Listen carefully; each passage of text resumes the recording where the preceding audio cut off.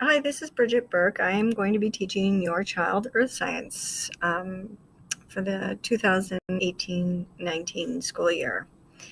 This is the presentation that I give during open house. And if you can't make it to open house, this is what you're going to see. So here are the concepts that we're going to do in Earth Science. These come directly from the next generation science standards. We start with the beginning of the universe. Atoms in the periodic table, pretty standard, solar system, Earth-Moon system, and then space travel. During that space travel, a part of the curriculum, we'll do a really fun engineering project on creating a heat shield. So expect some talk about the working as a group and working on that heat shield. We do a unit on rocks and minerals and how materials cycles through the earth. Throughout our curriculum, we have interspersed earth and human impacts. So we'll be talking about earthquakes, weather, and definitely climate and climate change. So here are the materials your child needs for Earth Science. The first is a science notebook. It's pretty standard. We're going to use it quite a bit. If you ever want to know what's going on in Earth Science, just take a look at that lab book. The other thing is a pen or pencil. And this year I've challenged kids to keep the same pencil all year long. So we've marked them with a little piece of tape.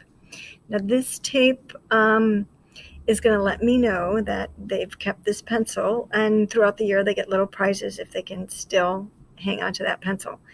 It's a good way to get them to start thinking about resources. It's also another way to make sure that they have a pencil every day.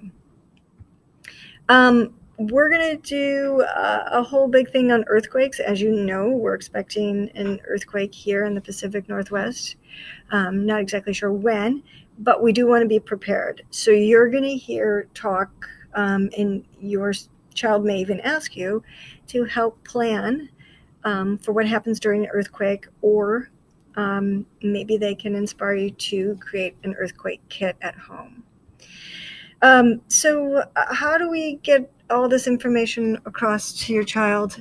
Things are a little bit different probably from when you went to school. These standards are a little bit different. And probably the biggest thing is we're not doing rote memorization anymore. We're really looking at the process of science. What is science? How does science work? And getting kids to do more investigation and exploring. So an example of that would be, we're going to study diamonds and minerals and the hardness of diamonds, and we'll study how diamonds are formed. And then we're going to try to relate it to some world issues. So for instance, some diamonds are mined, and the mining process involves using slave labor or indentured servants. So we're going to see how purchasing a diamond, you can be part of a global trade in diamonds. So trying to relate what they're learning to real world issues and social justice issues too.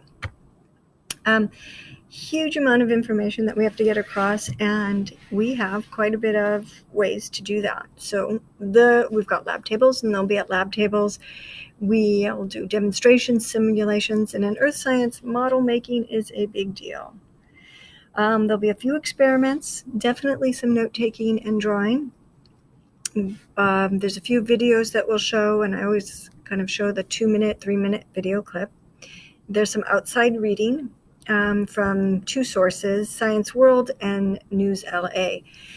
I have a set of classroom textbooks. If your child would like to have a textbook at home, they're more than welcome to go to the library and check one out. But I will not be issuing textbooks.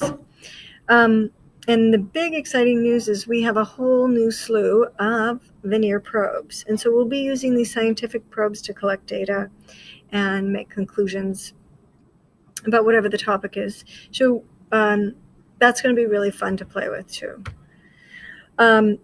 One of the units when we do not time travel, That would be fun. Space travel, we're going to do a small engineering project about heat shields. So you may hear talk about a group project where they're engineering a small device that is going to protect their astronaut, which happens to be a Milky Way candy bar. So chocolate melts at 93 degrees, and we're going to heat this thing up well over 100 and maybe 180 degrees, and they have to protect it. So that's one example of an small engineering project that we'll do. A couple other things that I like to do in class is, again, try to get everyone to be aware of having an earthquake kit. We'll do some storm drain stenciling, talking about how water moves through the planet and what stormwater is and how it affects Dyes Inlet and Puget Sound.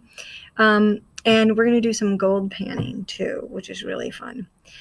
November 17th and 18th is a great day to mark on your calendars because it's Kitsap County's very own Gem and Mineral Show. And I give kids a little bit of extra credit if they attend the show. It really is pretty remarkable to go to see just this incredible display of minerals that I just can't do in the classroom. Besides teaching earth and life science, I'm also the sailing and rowing club advisor. So if your child would like to sail or row, they can definitely join the club, and I can make sure that they make their way into a boat, either a sailboat or a rowing shell. And it's absolutely free, and the dates will be on the announcements. Let's see what else. Suggestions for you. Talk about science. Always ask them for evidence. Any claim they make, just say, well, what's your evidence? Need one more piece of evidence. Make sure that you get your child outside. Oh, here comes the custodian. Try to visit your local salmon stream. And anytime you want to know what's going on, if you can check their science lab book. You can also ask them what's going on Google Classroom. We have a Google Classroom site, and of course PowerSchool for grades. Here's a couple of things. If you would like to volunteer, I'm always looking for guest speakers, or if we go on a field trip, a volunteer. We do a small sewing project, and I suspect we're going to need some help cleaning and packing for the big move to the new building, which is really, I've seen the new classroom and it is really fantastic. That's my email address.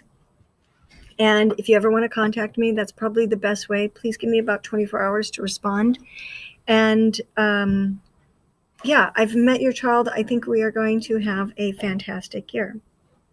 And thanks for supporting CK Middle School.